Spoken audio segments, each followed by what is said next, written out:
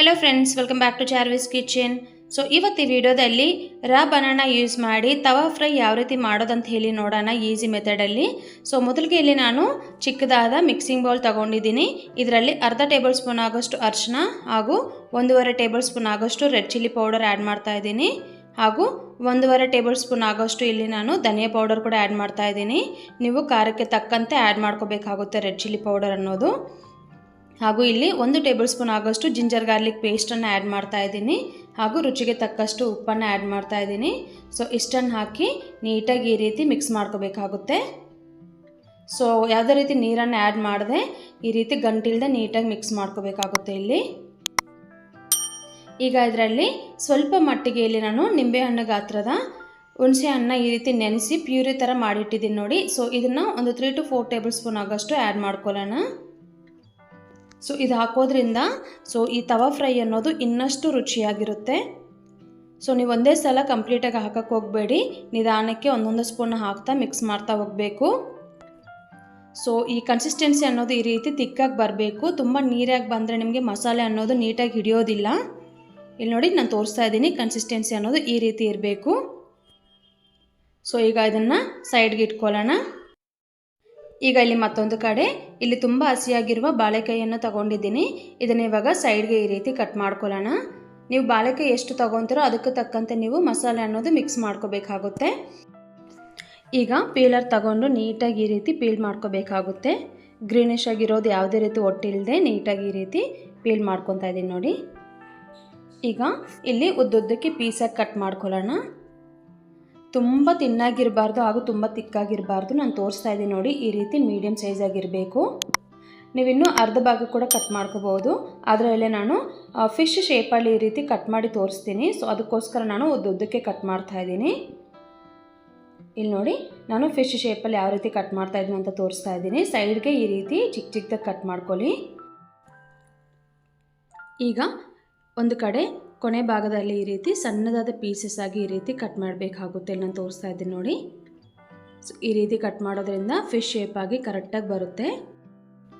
ಮಿಕ್ಕಿರುವ ಎಲ್ಲ ಬಾಳೆಕಾಯಿ ಪೀಸಸ್ನ ಕೂಡ ಅದೇ ಪ್ರಾಸೆಸ್ನಲ್ಲಿ ಕಟ್ ಮಾಡ್ತಾ ಇದ್ದೀನಿ ನೋಡಿ. ಸೊ ಈ ರೀತಿ ಮಾಡೋದ್ರಿಂದ ಮಕ್ಕಳು ಅನ್ನೋದು ತುಂಬ ಇಷ್ಟಪಟ್ಟು ತಿಂತಾರೆ ಹಾಗೂ ತುಂಬ ರುಚಿಯಾಗಿ ಕೂಡ ಇರುತ್ತೆ. ಸೊ ನಾನು ಹೇಳಿರೋ ಟಿಪ್ಸ್ನ ಯೂಸ್ ಮಾಡಿ ಒಂದ್ಸಲ ಟ್ರೈ ಮಾಡಿ ನೋಡಿ.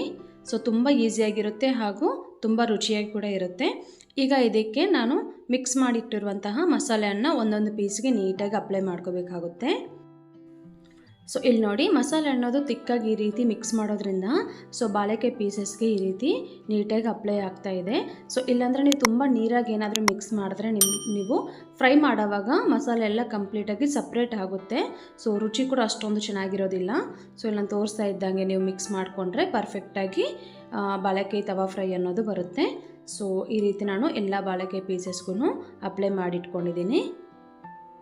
ಸೊ ಈ ರೀತಿ ಎಲ್ಲ ಮಸಾಲೆಯನ್ನು ಅಪ್ಲೈ ಮಾಡಿದ ನಂತರ ಒಂದು 20 ನಿಮಿಷ ನಾವು ಹಾಗೆ ಮ್ಯಾರಿನೇಟ್ ಮಾಡಬೇಕಾಗುತ್ತೆ. ಫ್ರಿಜ್ಜಲ್ಲಾದರೂ ಇಡ್ಬೋದು, ಇಲ್ಲ ಹೊರಗಡೆ ಆದರೂ ಇಡ್ಬೋದು. ಈಗ ಇನ್ನೊಂದು ಕಡೆಗೆ ಪ್ಯಾನ್ ತಗೊಂಡು ಒಂದು 2 ರಿಂದ 3 ಟೇಬಲ್ ಸ್ಪೂನ್ ಆಗೋಷ್ಟು ಆಯಿಲ್ ಯೂಸ್ ಮಾಡ್ತಾ ಇದ್ದೀನಿ. ಆಯಿಲ್ ಇಟ್ಟಾದ ನಂತರ ಇಲ್ಲಿ ನಾನು ಮ್ಯಾರಿನೇಟ್ ಮಾಡಿಟ್ಟಿರುವಂತಹ ಬಾಳೆಕಾಯಿ ಪೀಸಸ್ನ ಒಂದೊಂದಾಗಿ ಆ್ಯಡ್ ಮಾಡಬೇಕಾಗುತ್ತೆ. ಆ್ಯಡ್ ಮಾಡಿದ ನಂತರ ಇಮ್ಮಿಡಿಯೇಟಾಗಿ ತಿರುಗ್ಸಕ್ಕೆ ಹೋಗಬೇಡಿ ಹಾಗೂ ಫ್ಲೇಮ್ ಅನ್ನೋದು ಲೋನಲ್ಲಿರಬೇಕು, ಇಲ್ಲ ಕಂಪ್ಲೀಟಾಗಿ ಸೀದೋಗೋ ಚಾನ್ಸಸ್ ಇರುತ್ತೆ ಮಸಾಲೆ ಹಾಗೂ ಬಾಳೆಕಾಯಿ ಅನ್ನೋದು. ಸೊ ಈ ರೀತಿ ಲೋ ಫ್ಲೇಮ್ನಲ್ಲಿಟ್ಟು 1 ರಿಂದ 2 ನಿಮಿಷದವರೆಗೆ ಹಾಗೆ ಬಿಡಬೇಕಾಗುತ್ತೆ.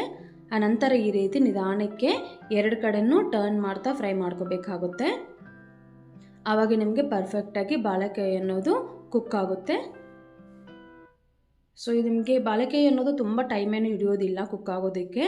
ಸೊ ಅತಿ ಬೇಗನೆ ನಿಮಗೆ ಕುಕ್ ಆಗೋಗುತ್ತೆ. ಇಲ್ಲಿ ನೋಡಿ, ಇದು ಆಲ್ಮೋಸ್ಟ್ ಕಂಪ್ಲೀಟ್ ಆಗಿದೆ.